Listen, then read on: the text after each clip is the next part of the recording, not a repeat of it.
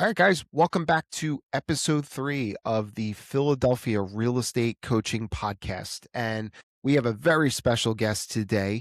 I call her Coach Amy. I know you guys see me a lot in the videos and my voice, and I'm very vocal, but Amy is the heartbeat of our coaching program. And in this podcast today, we're going to be talking about relationships and sphere of influence in real estate. But Amy, before we dive in, why don't you give us a 30-second or 60-second intro? Who are you? Tell us about you. Well, who am I? I have been a realtor for 16 years now. I spent the first 12 years of my career at a small boutique um, agency, and then I came over to Keller Williams about 5 years ago, and you and I connected, and I became a coach as well, and I'm literally having the time of my life right now. It's the best thing that ever Yeah. happened to me. You are one of the best coaches in the Keller Williams ecosystem, hands down. I say it on record. So, but today, we're going to get into some agent stuff, but I definitely want to talk to you about relationships and kind of sphere of influence. And you do, I believe that's your superpower. You do really really well at it. When you first got into real estate, did you always know that relationships would be your path, or were you thinking like, I don't know, my broker would just slap all these names on my desk, they call them, that's how I would get sales. Like, walk me back. Let's take a walk down 16 years ago. Well, honestly, from the time I was 11 years old, I knew I loved real estate. I always loved houses and how they were built and architecture. And when I got started in real estate, I really didn't have any idea. I mean, I knew I was going to be talking to people because it's a people fronted business, but I had no idea how deep the relationships would have to go. Okay. Okay. And did you when you started, were you like, I know that my database is my business, or how did you like discover that? Well, the really sad thing is that I discovered that about 5 years ago. Okay. At my other brokerage, I didn't know how to work my sphere. I didn't know how to do any of that. I wung it, so to speak. Okay. Okay. So what makes you think that relationship-based businesses, why do they get overlooked today by real estate agents, or maybe agents maybe we coach or we've spoken to, or just in general, like what do you see happening? Think this fast-paced environment, this ADD culture, it's get it done, get it done, get it done. And nobody stops to realize how important your relationships are with your clients, with their friends, with their relatives, with your people. If you don't have those relationships, you're not going to get any more than a one off. And what people need to understand is that the deeper that these relationships go, the better your business is going to be. Yeah, you just said something key. You're not going to get any more than a one-off. What I know what you mean, but go into detail. What do you mean by that? Well, I think the statistics are 85% of all clients would use their realtor again, but only 13% do. And the reason being is that they don't keep in touch with them. They finish their transaction and then they're off to the next one. And that's where they make their biggest mistakes. Yeah. So what you're saying is, yeah, agents treat it as just a one transaction type deal, and kind of chasing the next thing. Where if they do it right, I mean, in your opinion, if I'm doing it right, how many referrals? Like, what should I be seeing? In return, if I'm doing it right, Endless. staying in touch. Endless, Endless. endless Okay. referrals, absolutely endless. If you keep in touch with one person, how many people do you think that one person knows? And how many people do they know? And do they know? I mean, the layers are endless. Yeah, I'll hold that because I'm actually going to come back to that because that's an important part of this. So, what you said at your old company, this wasn't really either it wasn't taught or you really weren't like kind of grasping that. And I guess when you came, with Keller Williams, the four, in my opinion, four letters changed your business and your life. What are those four letters? D, T, do the ETD. database too. Not for those listening, we're not talking about, yep, we're not talking about Star Wars. Don't be confused with R2D2. Okay, so we're talking about DTD2, which is do the database too. And what Amy's referring, Why don't you go into details? Like for people who have no outside of the Keller Williams world, they have no idea what that means. What is DTD?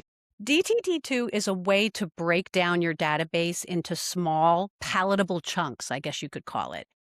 Sometimes if you're going to go in and you're going to, work on your database, you're going to hit the A's, you're going to hit the B's, you're going to hit the C's, and then you're going to kind of, all right, well, I'm going to do it again the next day. And you just don't keep going. It gets really overwhelming. But what DTD2 does is it breaks things down into very small chunks. So the first week, you're going to I don't know, you're going to call your P's and you're going to text your L's and you're going to DM your R's. And that's what you do. And then once you finish that, the next week, it breaks it down some more and it goes by quarter and it restarts every year. And it just makes it so easy. And you end up talking to people that you most likely wouldn't have talked to before. Yeah. Okay. So basically, what you're saying is it's a very systematic and easy approach. So no relationship ever slips the cracks, and it's done by quarter. So you're not talking to the same people over and over and over again. And you had mentioned, maybe I DM the P's or I call the Q's. At the end of the day, if an agent's listening to this, does it really matter? Like, is their business going to be hurt if they only DM the P's? No, not at all. As we say, we're old. We always talk about call, and Yeah. it's really a reach out. You Yeah. just want to make that touch. You just want to get in touch. Yeah. We're old. When we say call, we just mean talk to somebody. I don't care how you do it. If you use the phone like this, whether you use the phone with your fingers, DM, FaceTime, I don't care. It doesn't matter. It's just when we say call, and you'll probably hear, that's a good point. You'll probably hear us on this call today saying that word call. What we mean is just talk to somebody and have a relationship. So I love that. Okay. So you're having these DTD2 calls. What on earth are you talking about?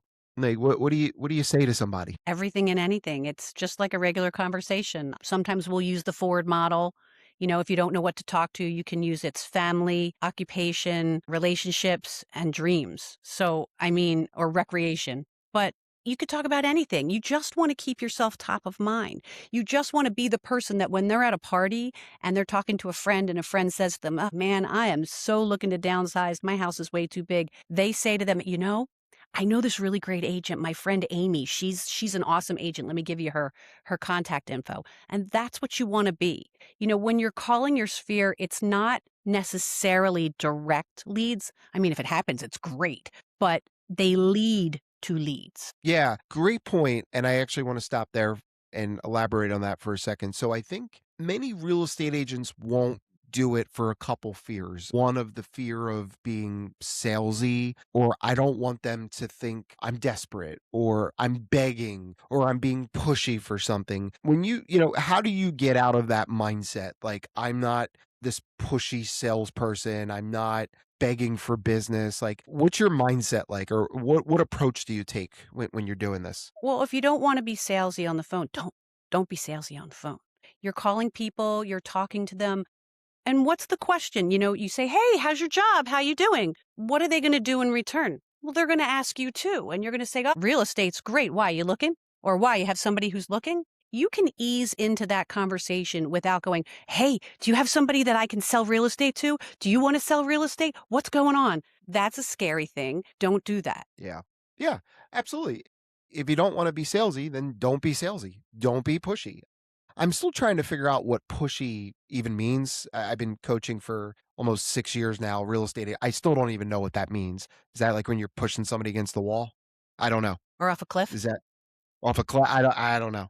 I'm still trying to figure that out, but that's definitely not something that we teach and coach to and train. So okay, so and I think you kind of covered this, but what's the long term power of becoming somebody's trusted real estate advisor or person versus like always chasing transactions, like you mentioned earlier? Well, it's just so much easier. It's peace of mind knowing. My favorite referrals in the entire world are when someone calls me and says they can't remember who referred them. Because that means people are talking about me. That means that no matter where I am or what I'm doing, people are remembering me. And that's so important. I would say 85% of my business is repeat and referral. And the reason that it is because I keep in touch and I cultivate these relationships. And I don't sound like I'm just talking them for the second and I'm gone. I keep the relationships going. I'll send a card for Christmas. I'll send a birthday, happy birthday. I will, do things that make sure that not only do they remember me, but they remember me as a friend. Yeah, good. And that was actually my next question. Besides, call, what are some other touches? And you just named a couple, like a happy birthday, a card, a handwritten note, something along those lines. I kind of want to transition to, and that was your business. And I'm sure there's real estate agents right now that are listening to this and they're nodding their head. They go, yeah, I've heard this song. I've heard this dance before. I get it. I'm still not sold. What do you think an agent who's, and I know I kind of asked this already, but I'll ask it maybe a different way. What do you think's going on in their head? Somebody that be like, or it might be like, I'm going to skip this. I'm going to do cold calling or I'm going to do something else versus this. What do you think's happening? It's amazing to me that so many agents are less afraid of calling strangers than they are calling the people that they know and love. And I think a lot of it all of it stems from fear. But I think the fear is either looking like they don't know what they're talking about, maybe looking like they're pushy or salesy. And I think when they say salesy Yeah. or pushy, what they mean is like that used car salesman that, come on, let's do it, come on. And they don't want to go to the family dinner for Christmas and have them go, oh, look, that person's there and I don't want to talk to them. And it's really not the way it is. And there are so many agents that both of us have coached that have come out the other side and said, wow, I was so wrong in my perception of that. Yeah. So I also think something else, and I parked it earlier, but and I'm going to bring it back up now. You had mentioned, we're all we want to do is kind of tap into their network. And you and I coach real estate agents all the time. I think what we see a limiting belief from agents, and I've heard this. I'm sure you have in coaching as well. Like they say things like, "Well, my sphere's good, so I'm not. They're all set." Or they're not buying. They're not. They tie their value to the transaction, or like you said earlier, like the transactional piece. What's your opinion on that, or can elaborate further about tapping into their network? Well, I think a lot of people think that when they're calling their sphere, they're calling to get business. They're calling to see which one of their family or friends is ready to sell or buy, or they have like a list of names at the top of their heads that they're going to like rattle off. These people want to do this. And what they don't realize is that it's really just about the relationship. If you make the relationship, the transactions and the leads, they will come. You don't have to push that. You don't have to do anything like that. Just make friends. Be the personable person that you are and just talk to people so that when they see you, hey, what's up? How's real estate doing? Most of the people that I know ask me that question before I can even get to it. So I don't ever have to be that pushy agent. Yeah, absolutely. And I think another big fear on the other end of the phone is, agents maybe thinking that, I don't know, like somebody's going to yell at them. Like, what are you doing calling me? Let me ask you, has that ever happened to you before? No. The only time I've ever gotten anybody raising their voice was, "Why has it been so long since you've called me?" I mean, that's like the worst. Yep. I think the next, yeah, exactly. And that's actually going to lead to my next question. I think another fear is, they look at their phone and they have these 4,000 names in there and they go, wow, I haven't talked to Sally since high school, or I haven't talked to this person in 6 years. And the mindset starts going in like, I'm going to be salesy. They're like, what does this person want? If you haven't talked to somebody in 6 years or maybe since high school, that name's in your phone, how do you get over that? What do you say? Like, how do you break the ice? If it's somebody that I haven't talked to in a number of years, I'm going to be like, I am so sorry that I have been so terrible at keeping in touch with you. How are you? Because, a lot of agents will think, oh, they're not going to want to talk to me. I haven't talked to them in a long time. And what you have to do is you have to put them into the other position and say to yourself, well, what would you do if somebody you were really good friends with in high school who you haven't talked to in 6 years gave you a call? How would that make you feel? I would be so excited. Yeah, and I've heard you say this before on coaching calls. What is the stat? Like 1 out of every 5 Americans is, like, pretty lonely. People like to hear from people. Think about how good it and I think we've used this before as an example. Imagine you're, at the mall and you run into somebody you haven't seen in a while.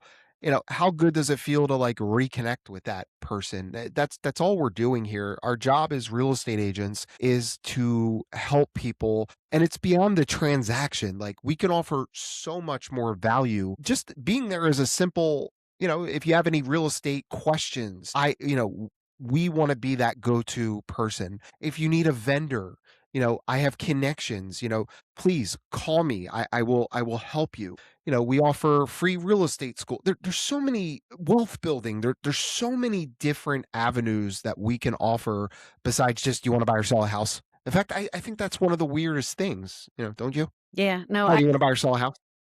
I mean, I guess it was the last time I did my DTD2 when I called people that I didn't really have a relationship with, maybe some older clients that I hadn't talked to in a while. I used hey, I'm making a client database of favorite contractors. Do you have a favorite contractor that you want to have on this list? I can't tell you that was the best response I've ever gotten. Yeah, love that. Awesome. So I want to transition a little bit into the coaching world. So, 16 years in real estate. Obviously, you're not the same agent you were 16 years ago to today. And I know a lot, and I'm not here taking credit for this. I'm just saying, I believe coaching and watching you grow personally as a coach definitely has changed the way you interact with not only your sphere, but your clients, your past clients. How's coaching and you're also coached too. You're not a coach. You're coached as well. How has coaching changed either A, your life, or B, your business? It's actually changed both. It has taught me how to come from curiosity and we say judgment, but it's not like I'm standing there going, "You are terrible." The judgment is telling. It's assuming that people don't understand. It's assuming that they don't know. So learning how to come from curiosity and ask curious questions and not just staying on that surface like, "Hey, how are you? Hey, how are your kids? Hey, how's this?" Learning how to go deeper, learning how to what we call scuba dive and ask questions that really get to the heart of the person, of your relationship with the person, who they are. It's getting to know that person to be able to push that situation forward. So, coaching has really helped me. I mean, my kids will always say to me, "Ma, you're getting coachy with me," because I'm going to ask questions. I'm not going to just tell them, "Hey, don't do that." I'm going to say, "Hey, what's going on? What makes you feel that way? Help me understand how to help you in that way." And just it's really changed everything about my life. Yeah, I love that, and that's a big part of what we do as coaches. We're teaching our agents the same skills. If you're watching this on my YouTube channel, go to my long form videos. I do have a couple videos on this topic, but I believe that being in a skill based market, you have this is a skill that is to me is non-negotiable, and I believe that the industry as kind of teaches knowledge, education. Yeah, all that stuff is good. Like, we're always going to be learning, we're always going to be learning about industry trends and things. I get that. But the fundamentals, I think, get really, really lost. And you and I see agents all the time that have wins just by being curious. And I'm just kind of throwing you on the spot. Can you think, without naming names, can you think of any recent wins from coaching clients that implemented this and have seen a positive result? Does anything kind of come to mind? Absolutely. There's an agent that I coach on a regular basis that was very afraid, didn't want to ask questions, didn't really want to rock the boat at all. And they are doing amazing now. They're closing business. They've gotten several listings in the past couple of months. They're getting buyers. They're actually winning deals. They're winning multi offer deals because they're not Oh, they're not telling people, they're asking questions, they're finding out what needs to happen, and their deals are working better. Love that. Yeah, and as you can see, that is that's a result from being curious. And I know, as growing up, we're not really taught that. We're just, be the loudest in the room. Tell everybody you're the best and you're number one. And I work for the number one company. And does the seller or the buyer really care about that? No. And you can still be the loudest in the room and ask questions. You could. Voice wise, you could be loud, of course, but totally. So, okay. So another big thing in coaching is accountability. You and I are very accountable. Talk about that. We're back on like the DD2. How do you hold an agent accountable that maybe is still a little terrified of doing DTT, reaching out, being salesy? Like, how do you, not even accountable, but like, how do you help break through that? You kind of have to get to the heart of what they actually want. What is their relationship with the goal that they have? And once you understand that what they want and what their big why is, you can kind of coach to the gap between what their big why is and what they're afraid of. And asking questions and getting them to understand the heart of where that fear comes from. Most times, I can't say all because, it's 100%, but most times it makes them realize that what they want is stronger than that fear. So we work together to kind of get through that, and they hold themselves accountable and we help them hold themselves accountable for that. Love that. Awesome. Amy, great advice today. And I really hope to those listening that if you had a fear, you're going to be able to overcome it by listening to this. As we close out, if you could give, maybe somebody's listening, they're struggling. If you could give maybe one piece of advice that it's an agent struggling right now, what should they do? What should they focus on? What would you say? Call us, get involved in coaching. We can help you. We can help you learn how to come from curiosity. It's ask questions. The more questions that you ask, what do you say? You only get the answers to the questions that you ask. And if you don't ask the questions, you're going to get stuck. And if you need help, we can help you. Awesome. I love that. So calling us, let's just say they're not maybe local and, so because this national podcast, right? One piece of one thing. What should they do today? Ask questions. Ask. Okay. So Amy's saying go work on your skills. Yes. That's probably the challenge. And if you remember the first podcast with my coach, Matt Kohler, we talked about that. If you haven't listened to that episode, go back. It's episode 1. We talked about activity. You have to do the work. Skill. You have to be skilled. And what Amy's talking about here, asking questions, is a skill. And then, of course, everything comes down to your mind, how you view yourself, how do you view situation, right? That's all it is. Great job, Amy. Thanks so much.